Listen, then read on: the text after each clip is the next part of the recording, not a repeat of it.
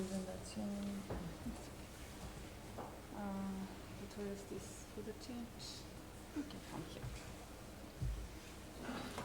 It's over there. Should it be? Yes, if I go to... Just come here, closer to see.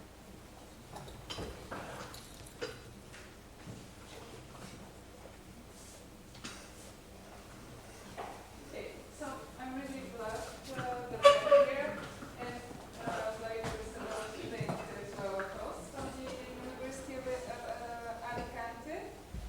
And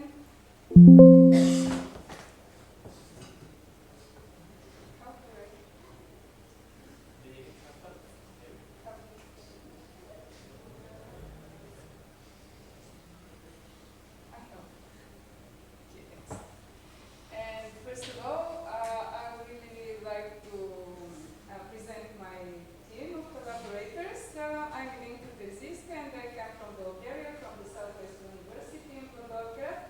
It's somewhere between Sofia, the capital city, and Greece. And then you already know Maria Alebaki, she's from Greece. And this is one of my PhD students. He actually comes from North Macedonia, but he's a PhD student at our university. You'll see that he's from Bulgaria actually on his badge.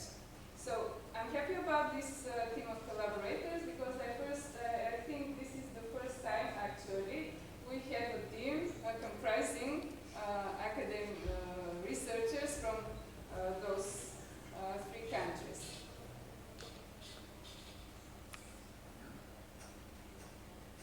And what we are going to present today is a comparative analysis of three wine regions, and they are neighboring wine regions in three neighboring countries, actually, on the Balkans. The Balkans themselves are a very interesting region, not only because of rich history, sometimes controversial, but also because of its very rich winemaking traditions. Actually, the Balkans are the motherland, so to say, the cradle of winemaking in Europe, I mean.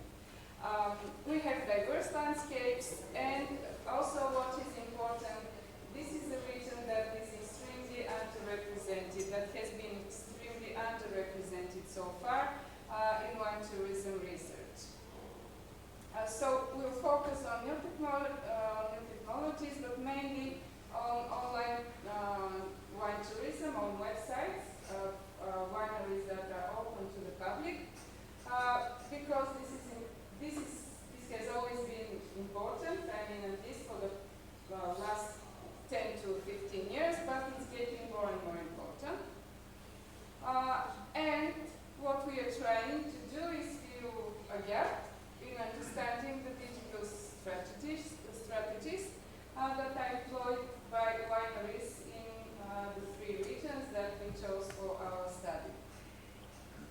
The objective of the study is actually to conduct a comparative analysis of winery websites, and I'll stress once again that in our sample we've only included wineries that are open to the public, that are actually hosting tourists. And again, these are regions in those three Balkan countries. We have two main research questions. The first one is to find out what are the common strengths and the common weaknesses in these three regions regarding the website content, of course, and then how these three regions, how the digital strategies actually of the wineries in these three regions differentiate from each other.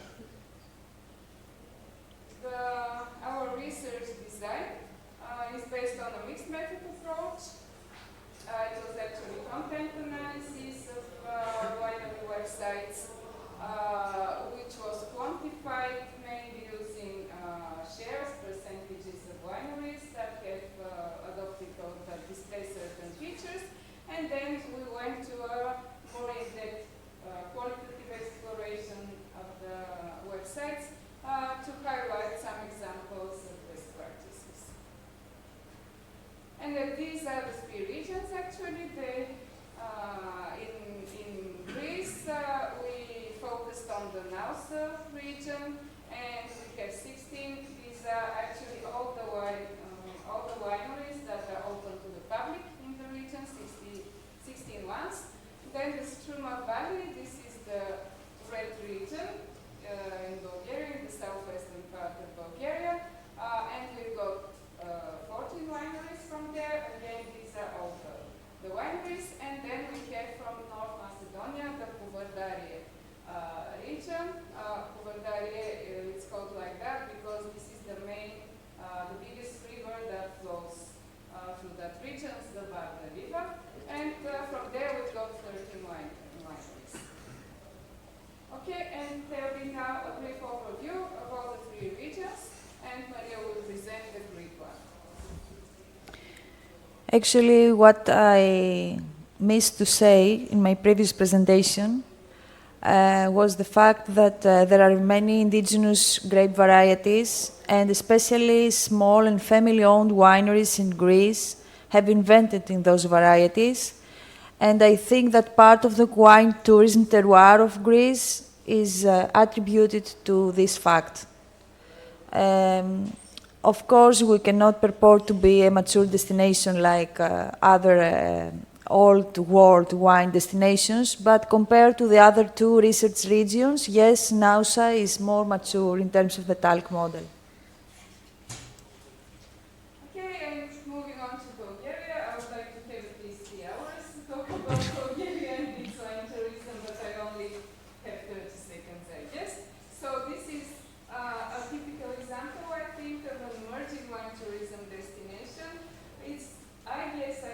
I'm sure actually it's a very interesting case study, Bulgaria for wine tourism, because it has a very interesting wine production history. It has a long tradition since ancient times, since the times of the Thracians, actually. Well then, back in the previous century, in the 1970s, Bulgaria consistently, for about a decade, ranked among the top 5 wine exporters in the world. Then with the change of the system after the Iron Curtain fell down, there was unfortunately a collapse of wine production in the country, a whole restructuring of the industry, but now there is a very good change because wineries, a lot of new wineries opening, and most of them are small or medium or family-owned wineries with really a focus on quality and with a lot of efforts being put on developing wine tourism.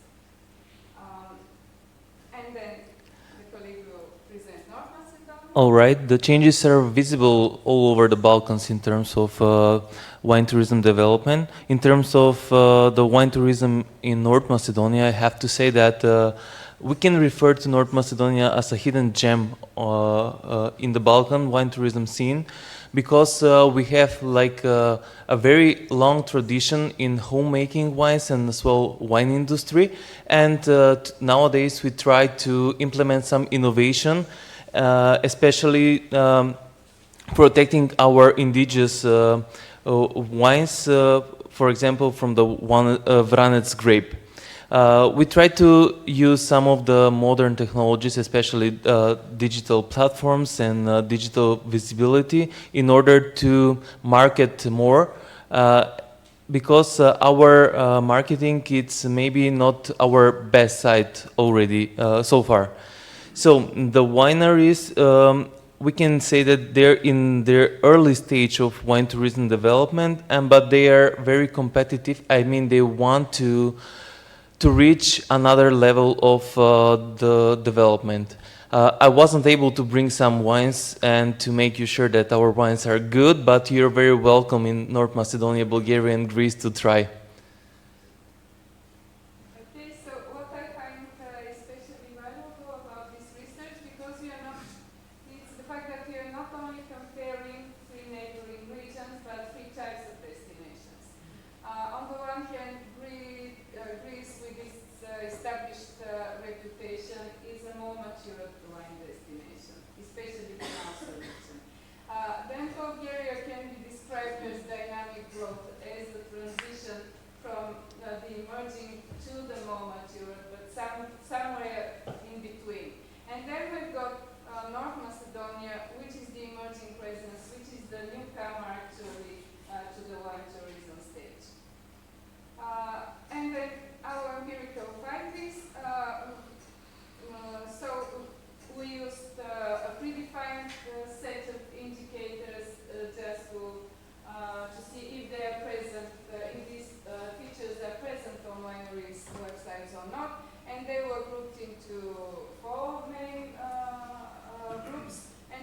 informational, interactive, transactional, and integrative, and they were based on previous research.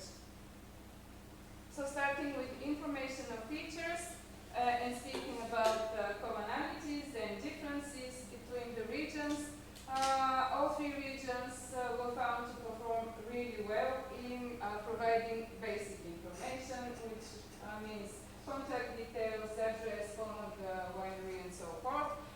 For all three regions, that was above 90%. I think for Bulgaria, it was even 100%. Well, the weaknesses, the weak points actually across all three regions were newsletters and information on visiting hours, which is quite an important information, and customized experiences. And then there were some significant differences too, and by significant differences we meant differences that are higher than 25% point. And the main differences actually are for North Macedonia. It's just put apart from the other two regions in displaying the winery history and also photos of wine tourism activities. Then Greece was found to provide the highest percentage of information and photos of people of the winery. And usually these were the owners, the winemakers, and it was again much related to history. Then a very weak point of Greek wineries, I mean at least on the websites of course, because this is what we were researching, is almost no information on tourism packages and visiting instructions. Then in Bulgaria, regional maps were featured more prominently, and this also refers to North Macedonian websites. Then moving on to the interactive features on the winery websites. As social media links are concerned, they were present in almost all, actually in all Bulgarian and North Macedonian websites, but, and this is a striking difference, only about half of the Greek websites actually had the social media links. Then contact forms were present on almost on wineries, but in different degrees. And then a very weak point in this group, the interactive communication, is club membership options. We see enormous differences in transactional features.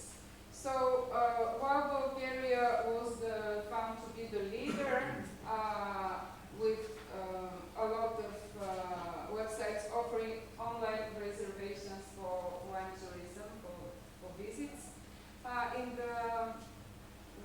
in the winery and online sales of wine, Greece was actually on the other extreme, and none of these transactional features were present on the websites. North Macedonia was somewhere in between. And then the last group is the integrative features. Well, the strong feature of Greece here is providing information about wine destination. Yet, it is just that it outperforms the other two regions, but the percentage is not very high. I mean, 55. But there were no peripheral products seen, and Bulgaria had a moderate presence of company links, which here means showing partnerships and networks and so on, while North Macedonia performed better in offering peripheral products. And then moving again to some kind of conclusions about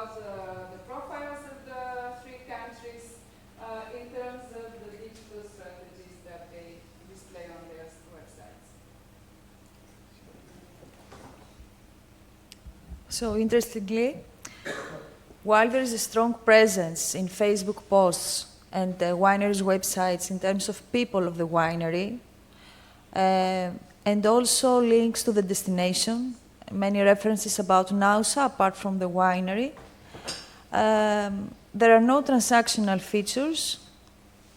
Despite the pandemic crisis, very, very few wineries in Greece in general have developed online sales or booking reservation systems in their websites.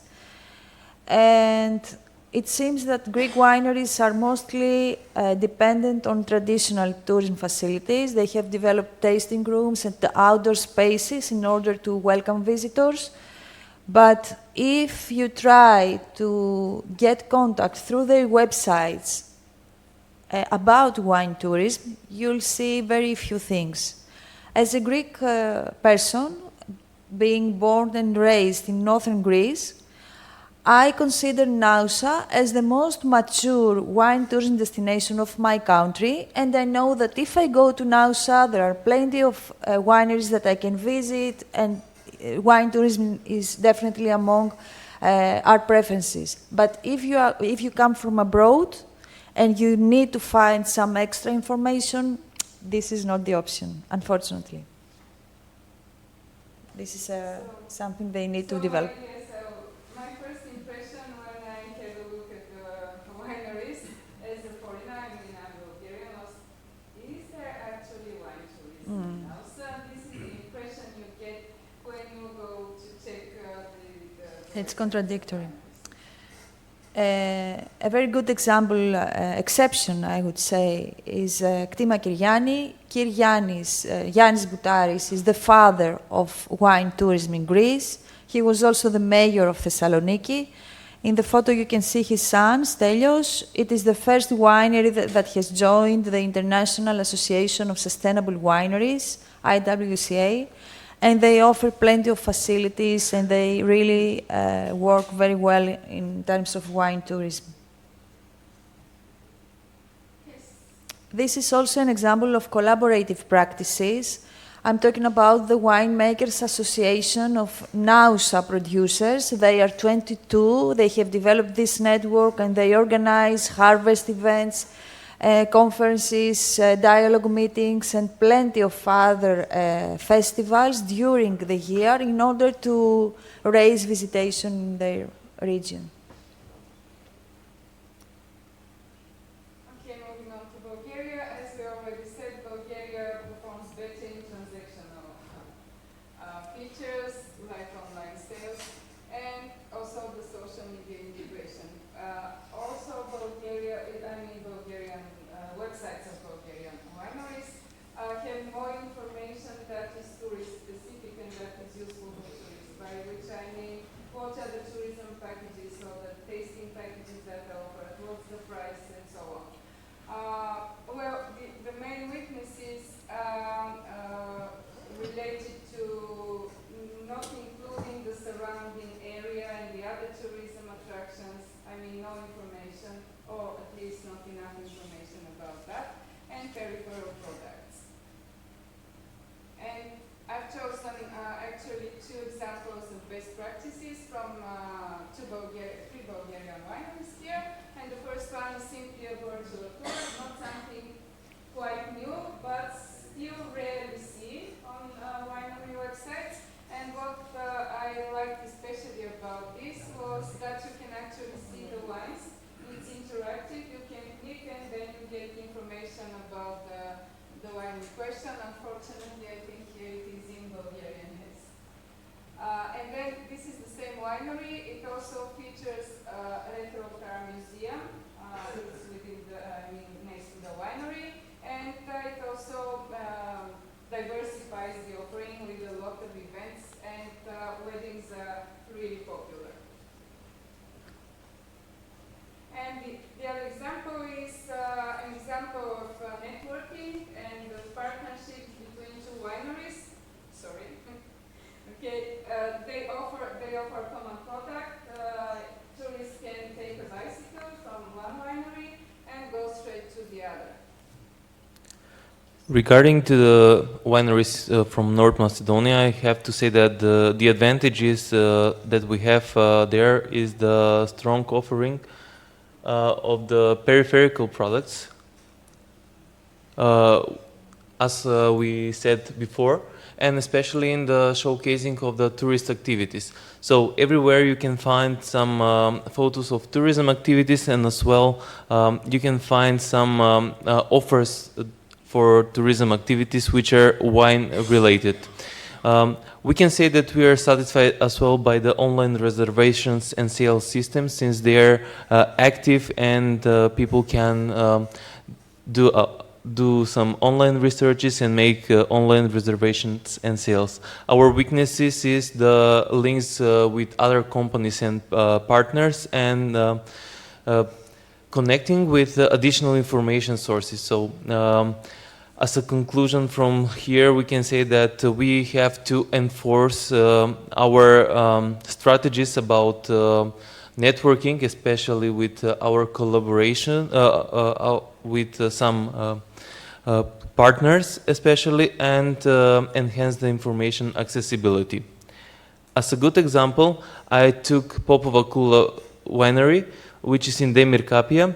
Maybe the most popular one is the Tikvish with the most production, but Popova Kula in the wine tourism sector maybe is the best one, since, as you can see from the photos, offers several and very interesting, I would say, wine related activities or rural tourism related activities. And as well, maybe this is the winery which collaborates with a lot of local institutions and local tourism providers. Okay, the concluding remarks. It was already seen, but the best area that needs improvement, the most important area that needs improvement in all regions are the integrative features. And what was very interesting to me is that the less developed regions, I mean the emerging ones like Bulgaria and North Macedonia, actually outperformed the more mature now in Greece in terms of online presence and providing useful information and features to tourists. Thank you so much.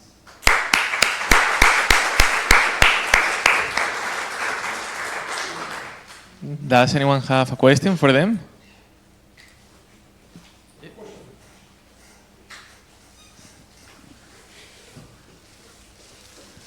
Thank you. Do you plan to do a survey